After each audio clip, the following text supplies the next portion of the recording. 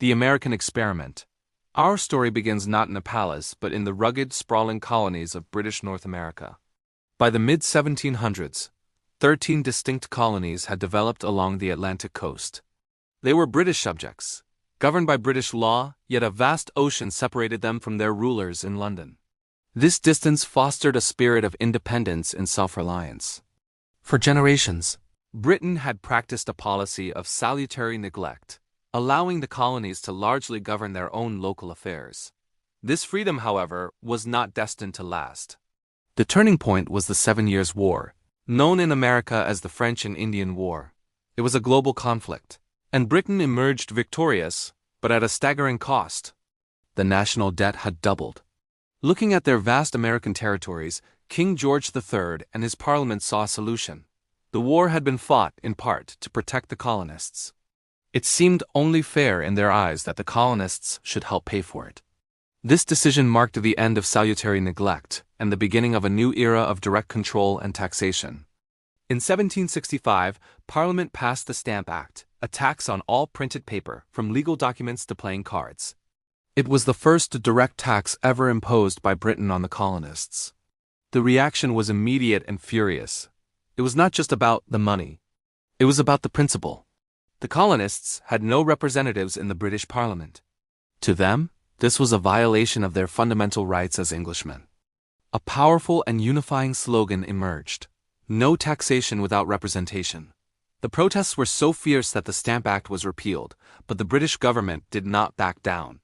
They followed with the Townshend Acts, taxing goods like glass, lead, paint, and tea. Again, the colonists resisted, boycotting British goods. Tensions escalated, culminating in the Boston Massacre of 1770, where British soldiers fired into a crowd of protesters, killing 5 people. The event, immortalized in a dramatic engraving by Paul Revere, became powerful propaganda, painting the British as brutal tyrants. The final straw was the Tea Act of 1773.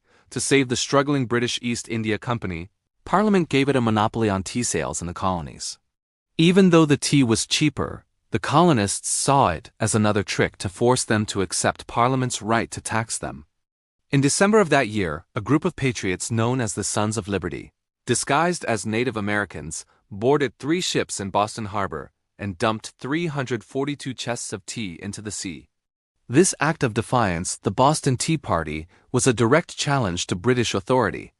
King George and Parliament responded with fury.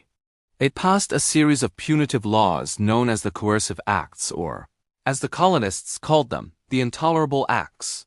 The port of Boston was closed. The government of Massachusetts was put under British control, and colonists were forced to house British soldiers in their homes. These acts were meant to crush the rebellion, but they had the opposite effect. They united the colonies in their opposition.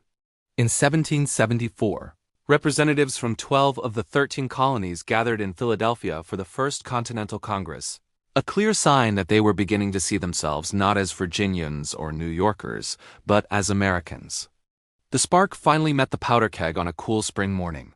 April 19, 1775. British troops marched from Boston to the nearby towns of Lexington and Concord to seize a colonial arms cache.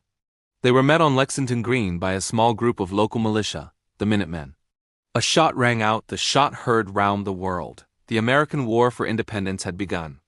The Continental Army, led by the steadfast Virginian planter George Washington, was a ragtag force of farmers and merchants facing the most formidable military power on earth. The early years were marked by hardship and defeat. Yet the revolutionary spirit burned bright. In the summer of 1776, the Second Continental Congress took a monumental step. On July 4th, they adopted the Declaration of Independence. Authored primarily by Thomas Jefferson, the Declaration was more than a list of grievances against the king. It was a profound philosophical statement. Drawing on the Enlightenment ideas of John Locke, Jefferson wrote the immortal words, "We hold these truths to be self-evident, that all men are created equal, that they are endowed by their Creator with certain unalienable rights, that among these are life, liberty, and the pursuit of happiness." It declared that governments derive their just powers from the consent of the governed. It was a mission statement for a new kind of nation. The war raged on. The brutal winter at Valley Forge tested the limits of the Continental Army's endurance.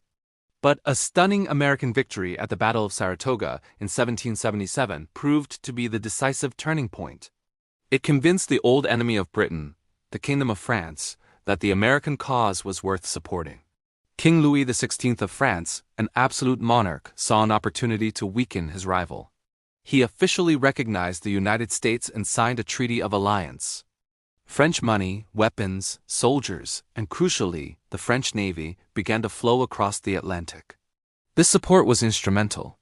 In 1781, at the Battle of Yorktown, a combined force of American and French troops, supported by the French fleet, cornered the main British army under Lord Cornwallis and forced its surrender. The war was effectively over. America had won its independence. But the revolution wasn't complete. The first government, under the Articles of Confederation, was too weak. So in 1787, the nation's leaders met once more in Philadelphia.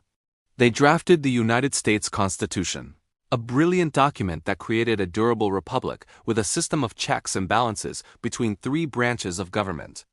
It began with the powerful words, "We the people," signaling a radical shift in the concept of power. The American experiment, a nation born from a fight against a king, had succeeded. The world was watching. And nowhere was the attention more focused than in the financially broken and socially fractured Kingdom of France.